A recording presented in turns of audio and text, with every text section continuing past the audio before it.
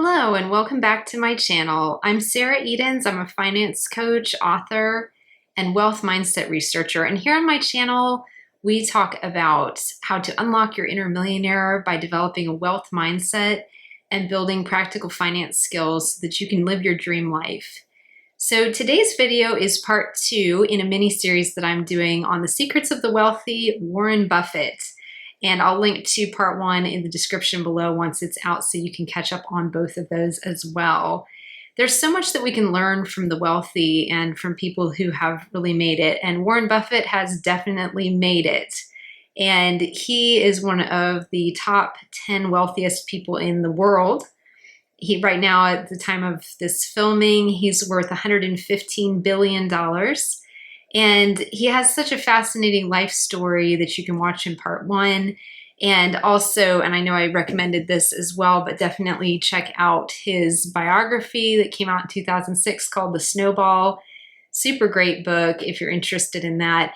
And he shares so many different things that made him successful in this book. And then he's also widely spoken a lot. He's written many different things, and he's just eminently quotable. I think that was the most fun thing when I was researching this show and this mini-series, was just all these nuggets of wisdom from Warren Buffett. Because what we can glean out of all of this is what habits does he follow? What practices does he follow that make him successful, that we can learn from and that you can apply and I can apply right now to our lives so that we can both become more successful in whatever, personal or business ventures that we're going into at the moment, and also how can we be more successful, obviously, in our personal finances and in building our wealth. And so much of that, like any other venture that you get into, is about having the right habits and the right practices that you can implement day in, day out, with consistency, with discipline, to get the results that you want long term. And if you want some motivation about building better habits, there's 2 books that I would highly recommend. This one is one that I got on recommendation from reading Ray Dalio's book, Principles, which is also fabulous. That's Ray Dalio's book about his habits, or if you want to call them principles, that made him successful. So definitely check that out. I'll link to that and all of these other books in the description as well. This one is by Charles Duhigg, and it's called The Power of Habit: Why We Do What We Do in Life and Business. So definitely check this out. This is just a very popular and well-known book on how to build better habits in your life, whether that's wealth habits or other habits. And then the other one, and you've most likely already read this and heard about it, is James Clear's Atomic Habits: Tiny Changes, Remarkable Results. This book is absolutely phenomenal. I've heard so many influencers talking about it on YouTube who I look up to and respect and admire. And I absolutely can't recommend this book highly enough as well, in terms of building better habits for yourself and understanding what it takes to build good habits and implement them, and then continue to practice those habits throughout your lifetime, because we're here for the long haul and for sustainable practices that will help you be more successful in business and in life, like they say in the book. So I think those will be very helpful for you. So what wealth habits does Warren Buffett practice that you can learn from and implement in your own life? So I've got a list of 10, and then I wanted to end with a really touching and poignant quote that Warren Buffett gave at a speech a few months after, was it right after his wife? It was right around the time that his first wife, Susan, passed away, and he gave this really poignant speech to a group of students at Georgia Tech that really was just summed up for me what is the most important thing that we can take away from Warren Buffett's work. So stick around till the end for that. But let's get into the 10 wealth habits that we can build, and be sure and grab yourself a cup of your favorite coffee or tea or beverage of your choice, because this is going to be a nice long one. And so make yourself comfortable. I will link all of these habits on screen, or you might want to get a pen and paper and jot them down, whatever's most convenient for you, or bookmark this so you can come back and watch it later. All right, I've got my favorite tea. So number 1 wealth habit that we can learn from Warren Buffett is to steer clear of lifestyle inflation. Warren Buffett must have just completely embodied that principle of not only millionaire next door, but billionaire next door. Because if I've ever seen someone that was good at avoiding lifestyle creep, it has to be Warren Buffett. He bought his first home with his wife Susan in 1958, a few years after they were married in Omaha, Nebraska, and he's still living in it today. And it's a very nice house. It's about 6,000 square feet. It's a beautiful 1920s bungalow, and he said he likes it because it's stucco. And it reminds me a little bit of the home I grew up in. It wasn't quite that large, but it was another 1920s bungalow as well. And if you've ever lived in those old homes, you know that those big, thick stucco walls, it's not just a stucco veneer, it's stucco.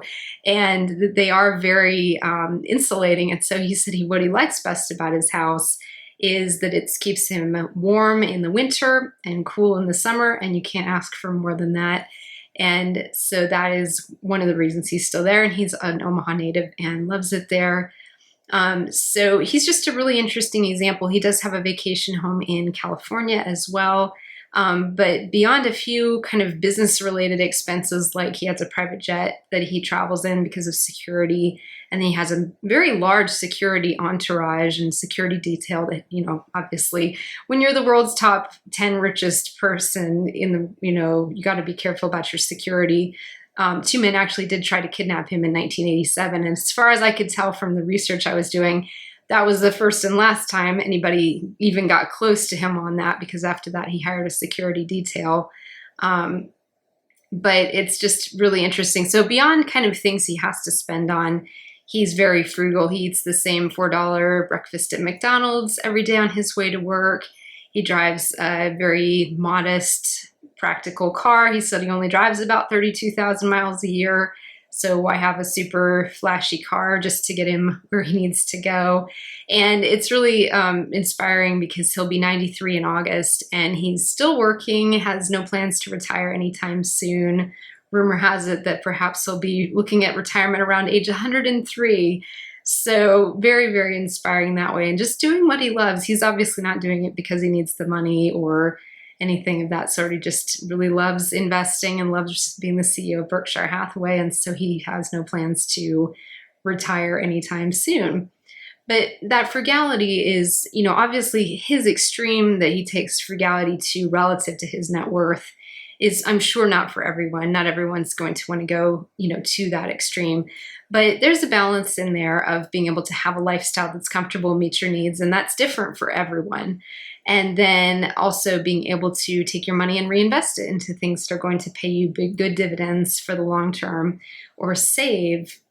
And if you want to learn more about Warren Buffett's investing approach, let me find this thing. I would really recommend this. This is called The Essays of Warren Buffett. This is his letters to investors over the years. It's kind of a compilation of his most notable ones and some other kind of summaries of his investing strategies and business perspective and so forth. So this is a good book to try out as well. I'll link to that in the description. As usual, you get all kinds of good book recommendations here on my channel. But anyway, long story short, that concept of being frugal and then taking your money and investing it instead of spending it all is a great place to start for any of us, especially for those of us who are beginning to build our wealth and really need to focus on that, because we're in such a hyper consumer oriented culture today where the message is just buy, buy, buy, buy, buy. We're barraged with it absolutely everywhere. And I do want to make a note on that as well. Don't feel like you have to purchase any of the items that I ever link to in the description. I'm an Amazon associate, and so those are affiliate links, and I get a tiny commission if you purchase through that link. So it's a way that you can help support me and support my business and what I do here with my brand. But in no way, shape, or form, don't feel like you need to purchase anything I ever promote on this channel.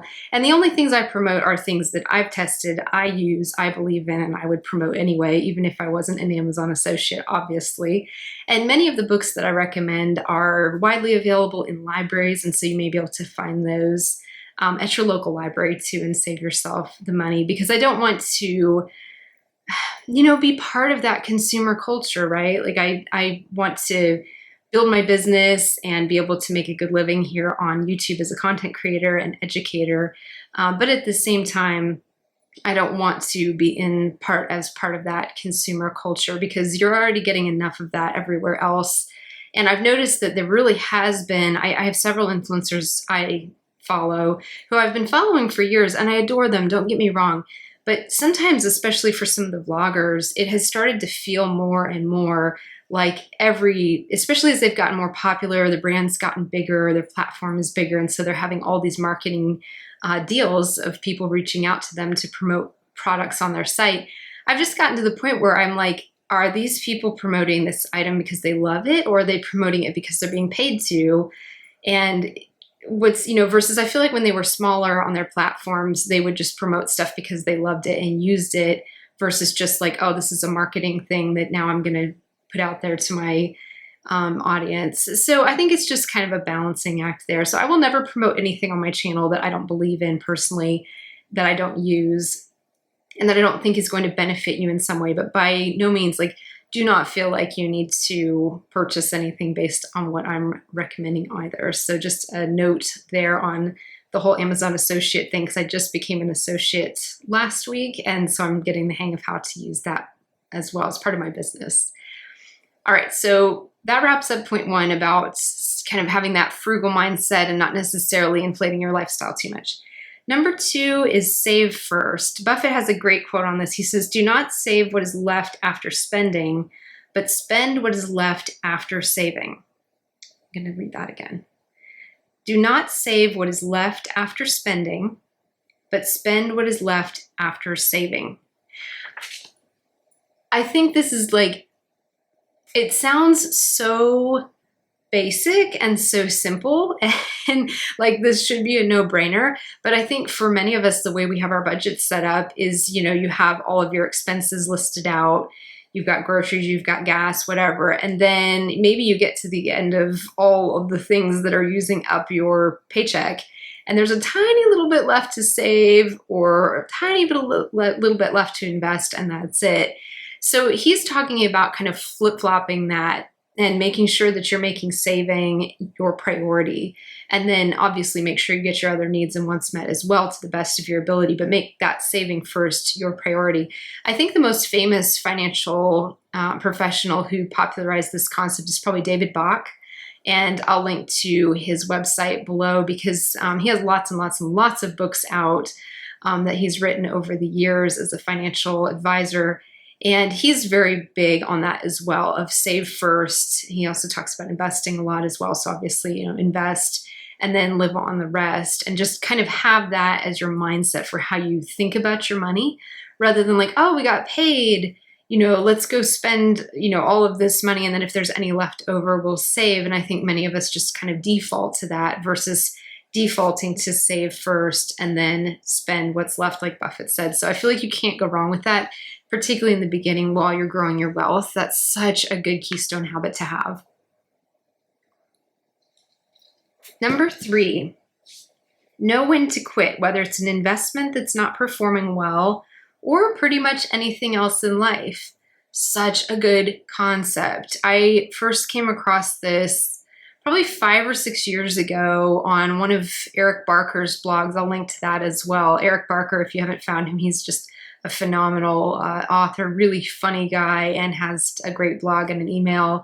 He's got some books out, and he talks a lot about the importance of being able to quit things that aren't working. But that was honestly the first I'd heard of it, because I am not that way ordinarily. I will just keep doing things whether or not they're working, and quitting wasn't in my vocabulary until I read Eric Barker's stuff. So great resource if you struggle with that as well. But Buffett said on that topic, should you find yourself in a chronically leaking boat, energy devoted to changing vessels is likely to be more productive than energy devoted to patching the leaks.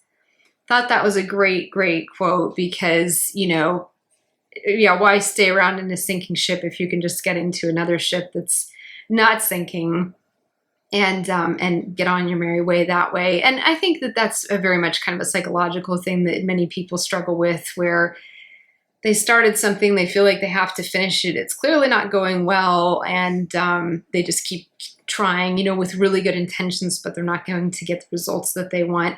Same thing with investing. I think Warren Buffett was talking about that more in the terms of an investing standpoint. If you've invested in something and it's not performing the way you want it to, move on to a better performing investment. And obviously, investment advising is not something I do here on my channel, but there's lots of other investment advisors out there on YouTube and other places who can advise you on all of that. But from a psychological perspective, just having that attitude of going with assets that are performing well and, quitting things that are not working out well, whether it's an investment or some project in your life or business, that's a really good advice. Number 4 is educate yourself about investing or hire a financial professional to manage your assets for you. Or perhaps a combination of both. Obviously, Buffett made his money in investing, specifically in value investing, which is just the art of being able to pick out companies that are a really good value, well managed, have a good kind of niche in their market that they're catering to, but are just undervalued. And Warren Buffett was nicknamed the Oracle of Omaha because he just had an absolute knack. Still does, obviously, still has this knack, and nobody has quite held a candle to his ability to spot good investments in terms of businesses to purchase and hold that have paid him very, very good dividends over the years, obviously, with his massive multi-billion-dollar fortune that he has today. So, obviously, he built his wealth through investing, and so that's something that you can lose money investing, but you can also obviously build a lot of wealth through investing if you know what you're doing. Caveat, if you know what you're doing. So that's where it can be very helpful to hire a licensed professional investment advisor to assist you, as well as educating yourself about it too, because even if you're working with a financial planner, a wealth manager, an investment advisor on your portfolio, you want to have a good understanding of what's going on as well and be an active participant in that too. And so that's really good, just so you can kind of know what's going on with your money and understand the basics of the stock market and how it works. So Buffett said about investing, he said, all there is to investing is picking good stocks at good times and staying with them as long as they remain good companies. I'll read that again. All there is to investing is picking good stocks at good times and staying with them as long as they remain good companies. And he obviously had years, he's had so many decades of experience being able to pinpoint what a good company is and knowing when to buy and sell. And I would say too, he really has the ability to be focused on his long-term goals, and we'll get to that in a minute. But he's definitely not somebody that would buy things and then as soon as they started to not perform well, he'd sell them again and then buy and sell. That's called when you're doing constant turnover in your investments, it's more speculation than investing. Speculation is more just kind of dabbling versus investing as you've got some kind of strategy, or your investment advisor has come up with a strategy for you about how you're going to play the long game with building your wealth with compound interest. And here we go with number 5. Focus on your long-term goals, both investing and in life. Just talking about this. So Buffett once said on this topic, if you aren't thinking about owning a stock for 10 years, don't even think about owning it for 10 minutes.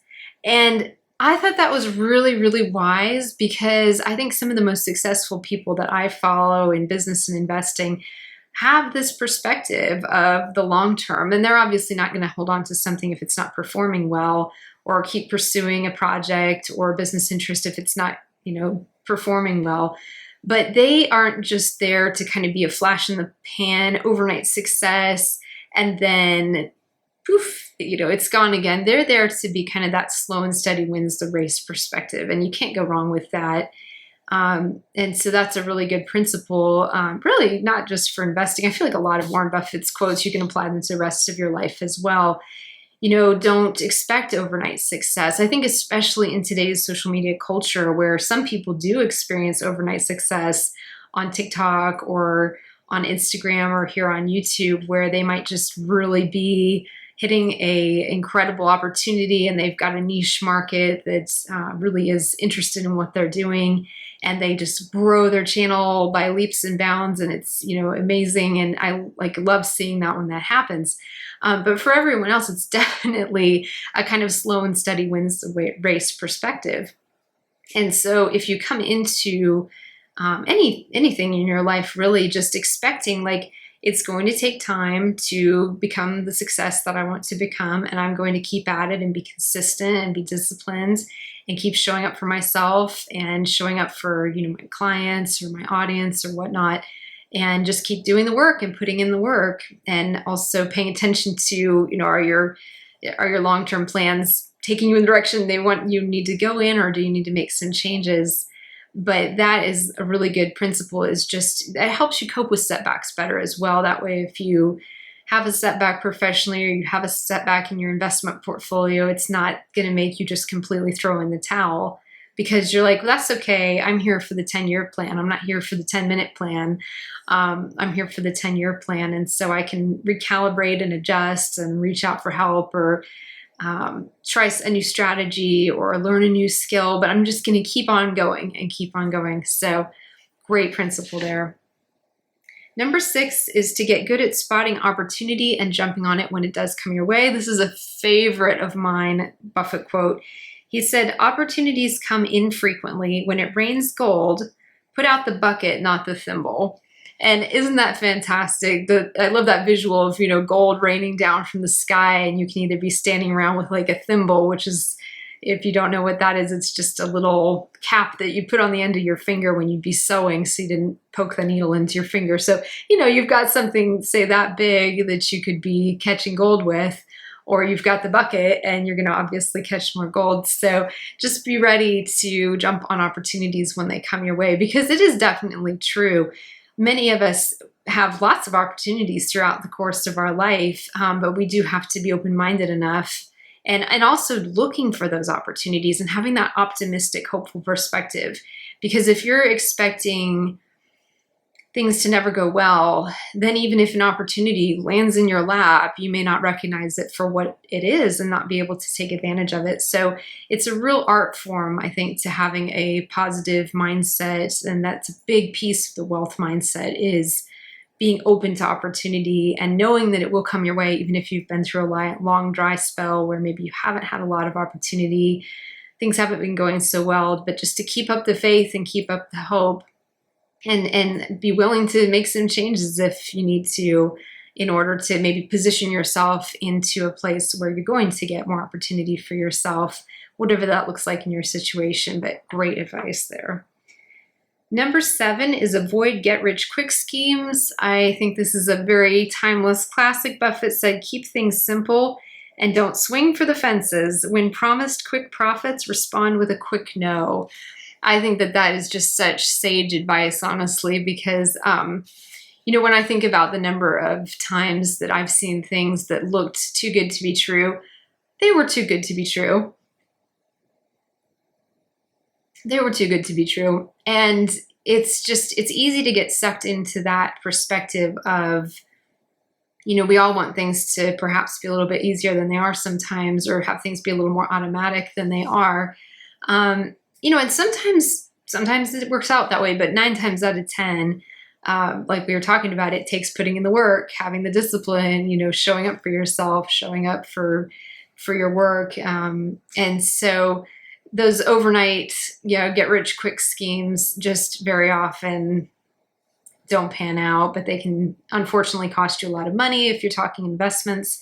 And even things like, unfortunately playing the lottery. I like to pick on playing the lottery, because I'm very much against gambling, because I saw when I was working in banking how it just ruins people financially and ruins your relationships and ruins your marriage if you've got someone in the family with a gambling addiction.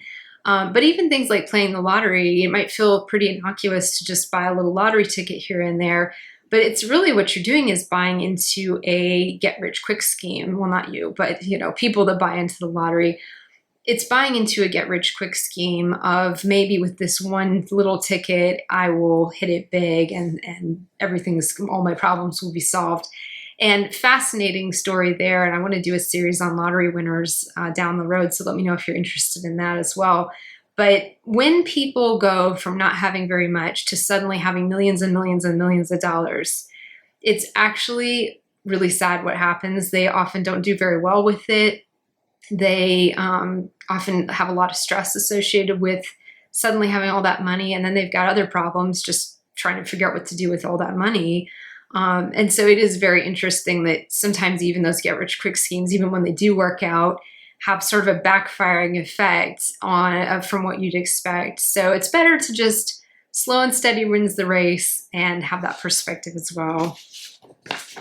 All right, number 8 is think before you speak or act. This is such great advice. I mean, do we need to emphasize this enough? This is so good. Buffett said it takes 20 years to build a reputation and 5 minutes to ruin it.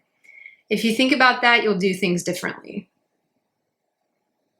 And honestly, with social media, I don't even think it takes 5 minutes to ruin your reputation anymore. I think you could do it in 5 seconds now.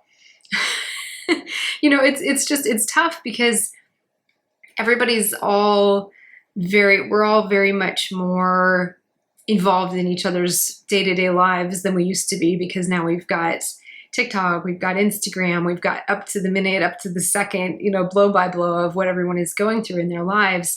And because of that, it's so easy to overshare.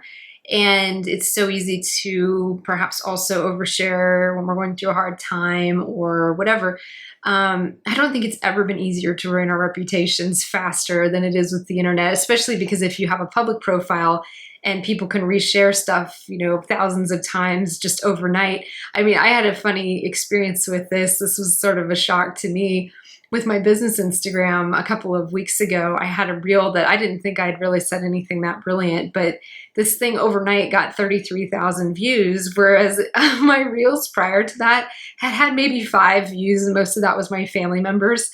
And so all of a sudden I had 33,000 people that had seen my, thing I've been sharing about personal finance. And so it is definitely interesting how fast stuff can get out there and how fast the algorithm can continue to show things to more and more people. And if you've got something that you put out into their, that space that you shared because it's helpful, or you want to share something, of value to the world, that's great. And that works out really well. If you have something that you popped out there though, that was just you on a really bad day, in a really bad mood, and believe me, we all have those frequently, right? Keep those to yourself. Keep those to yourself. Keep those to your close circle of friends. Don't put all that out there for everybody, because you don't need to have to be sharing all of that in a way that's not going to reflect very well on you. And this is true if you're a business owner or not. We all have a personal brand when it comes down to it, of our reputation. And it's just so easy with social media. You don't even have to leave your house to ruin your reputation anymore. Just by sharing something inappropriate that gets taken the wrong way, or sharing something that, is really inappropriate and it shouldn't have been shared, and it gets out to, lots and lots of people. And then it's just hard to do damage control, because you can't reel that back in and have people unsee that. So that's such a good point, but especially in our digital age that we live in today, with this oversharing culture that we have, I love a lot of the transparency, and I love being able to see what people are up to in their day-to-day lives. So I love it just as much as the next person, but it's definitely something to think about before you pop something out there on your stories or your Instagram, especially if you have a public profile. Number 9 is to give back. So Warren Buffett is practicing what he preaches. He says, if you're in the luckiest 1% of humanity, you owe it to the rest of humanity to think about the other 99%.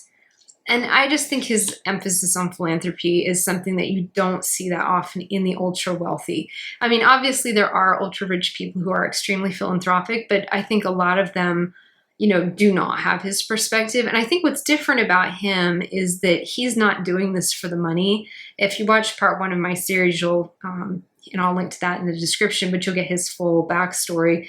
He is an investor because he loves investing. He loves playing the game. He hasn't retired yet, even though technically he could have afforded to retire at age 26 when he moved back to Omaha from New York. and bought his first home with his wife, Susan. And he considered retiring at age 26 because he was a millionaire at that point. And you think about being a millionaire in the 1950s was a big deal. You know, inflation today has made $1 million relatively less valuable than it was back then. I don't know what the equivalent in today's dollars of him being a millionaire was, but definitely at least a multimillionaire. So it's a really interesting, perspective here that he has of he's not holding on tightly to his money. He wants to give it back.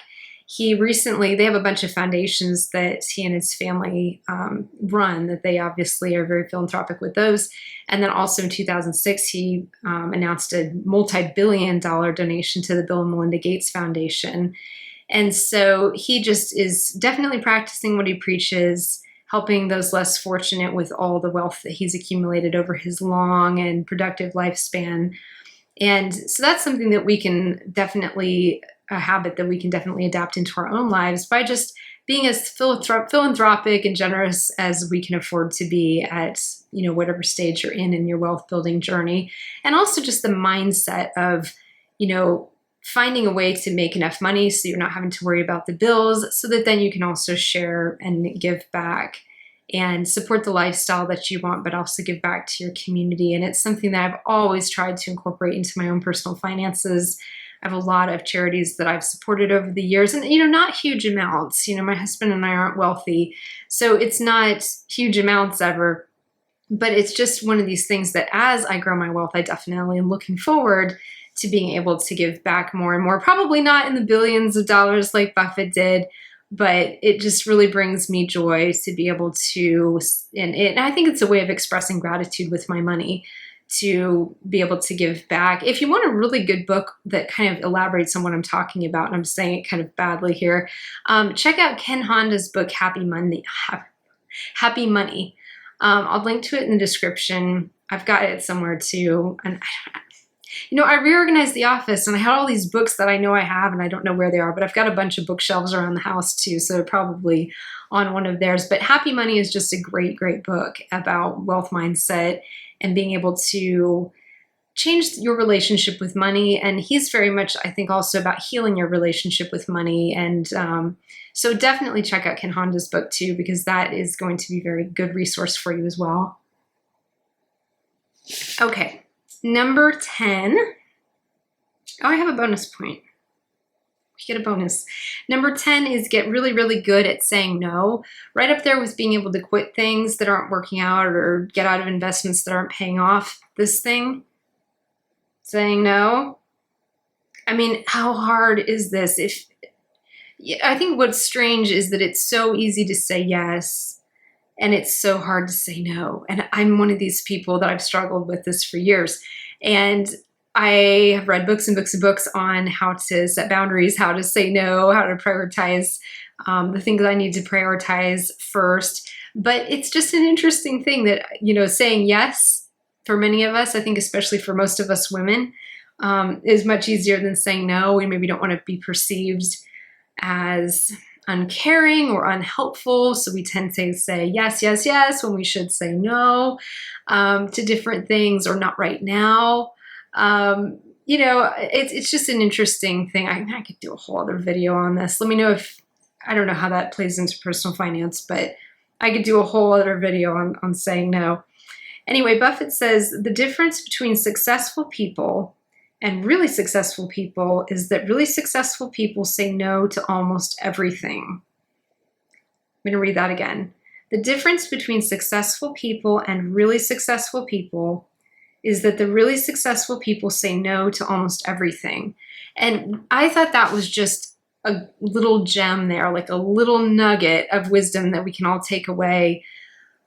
Because to be successful, we absolutely do have to know what to say no to, whether it's an investment, whether it's a purchase that, it's like, hey, I'd love to have that purchase happen, but I've got these other goals that I need to meet first. or, even time management, because time is money as well. So choosing how to spend your time and knowing what to say no to and what to say yes to. I mean, I personally go through this just when I'm shooting my content, because just to make the time to create the high quality content that I want to create for you, I have to say no to a lot of things so that I can show up for you, be here with high quality content, making the magic happen here on my YouTube channel. But I have to say no to a lot of other things and be very disciplined with how I use my time. And some weeks that goes better than others. So you'll notice sometimes my Thursday videos come out on Friday, because that probably means I just had a really busy week. But I try really hard to get those videos out every Monday and Thursday at 5 p.m. Central, just as a habit and a practice for me of saying, I need to say no to all these other things that are vying for my attention, because I want to show up for my students who are on YouTube and be able to show up and teach and provide all this high quality educational content for you.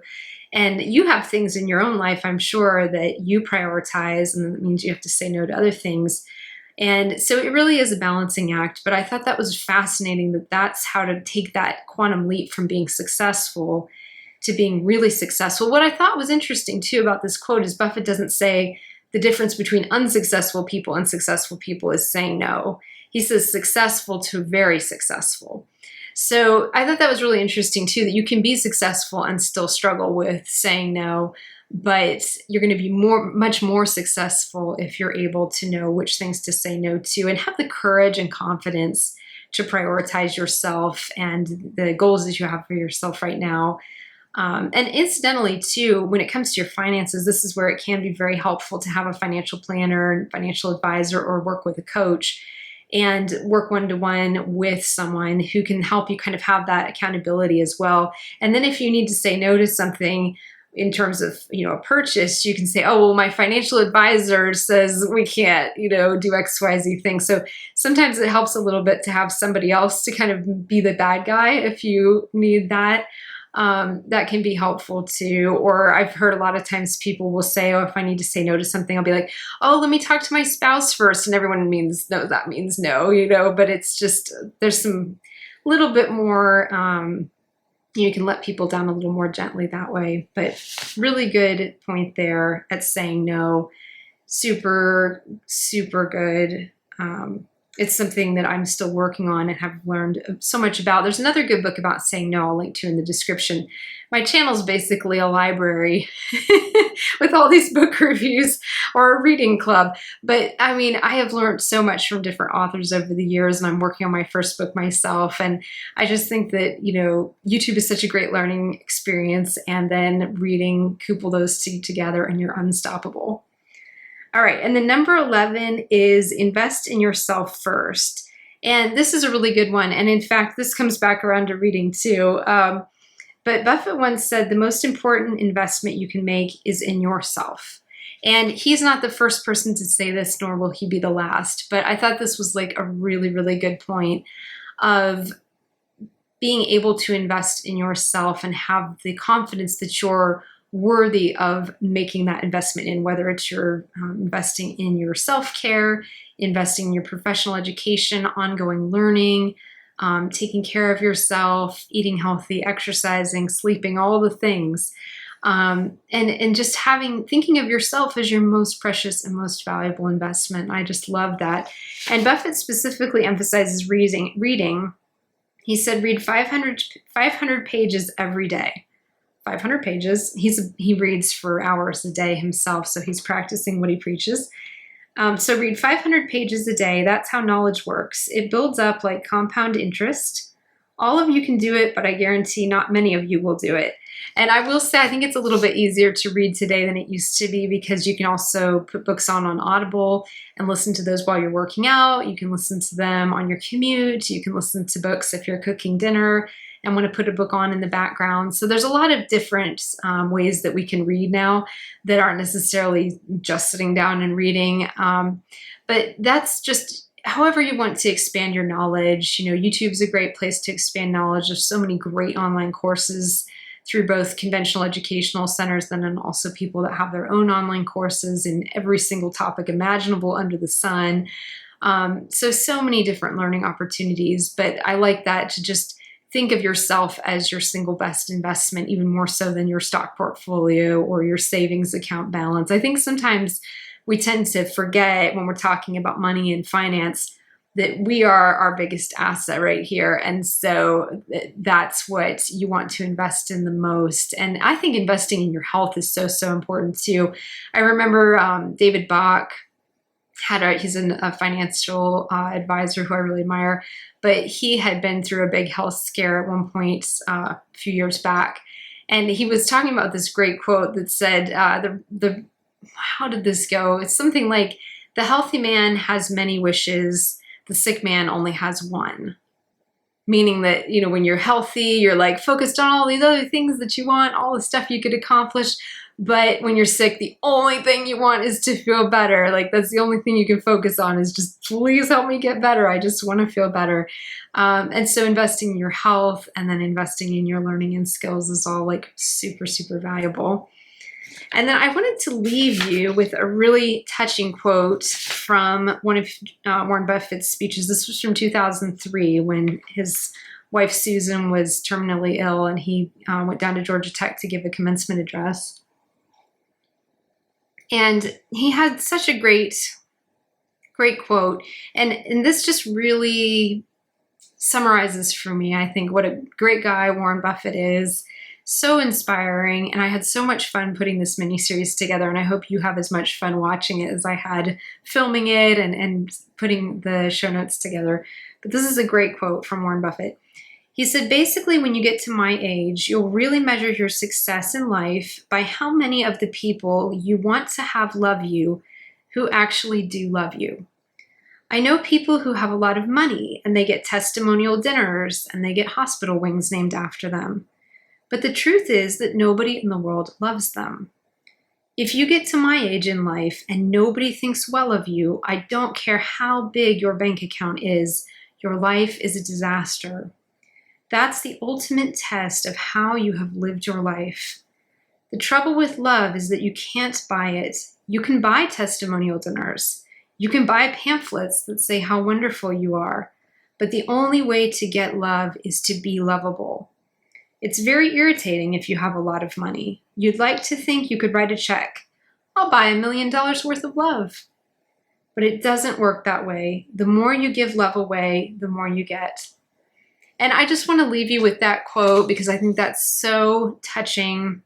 He was watching his wife Susan struggle with terminal cancer and was definitely coming to terms with losing a loved one that way. And so I'm sure that inspired a lot of his commencement address at Georgia Tech in 2003. But, that just really summarizes for me very well kind of the wisdom that we can take away from Warren Buffett's wealth habits is that they're not just wealth habits, it's also building good life habits. And a lot of that is, building your relationships with other people and being someone who's a good friend and a good partner if you're in a relationship with a partner or spouse, a good parent. Just investing in your human relationships. I think that a lot of time that's called, like human capital or something like that. Your investments in your relationships with your family and friends, to not miss that piece as you're building your wealth and as you're probably a very busy working professional and your time is limited. And so, you have all these demands on your time and things are pulling you this way and things are pulling you that way. So it kind of comes back down to what Warren was talking about being able to say no to the things that don't fit with your long-term goals and keep your eyes focused on your long-term goals. And a lot of those long-term goals are things like building loving, good relationships with your loved ones and family and friends, building a good, social or a financial safety net for yourself and your family, so that when it comes time when you either don't want to work anymore or can't work anymore, that you've got a game plan for how you're going to afford your life and pay for things. That's where investing can be a great vehicle that you definitely want to, look into more. It's not for everyone. Some people achieve that financial safety net just through savings. So it's a little harder to do now with inflation being what it is. I'd say that used to be easier in the past. Now with inflation, it's a little bit tougher, but definitely there's a lot of different vehicles to be able to kind of have a financial safety net for yourself later in life.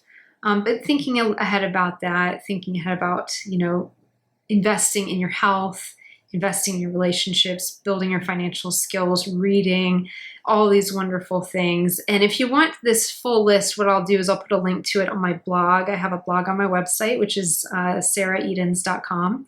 And I'll just link to this on my website so that you can pull this up if you need some inspiration or some ideas. And I'll also link to that there in the description. I hope you enjoyed this video as much as I enjoyed putting it together, and don't remember to give it a thumbs up if you liked it. And thank you again to all my subscribers for being here and continuing to be part of what we're doing on this channel. And I will see you again soon in my next video.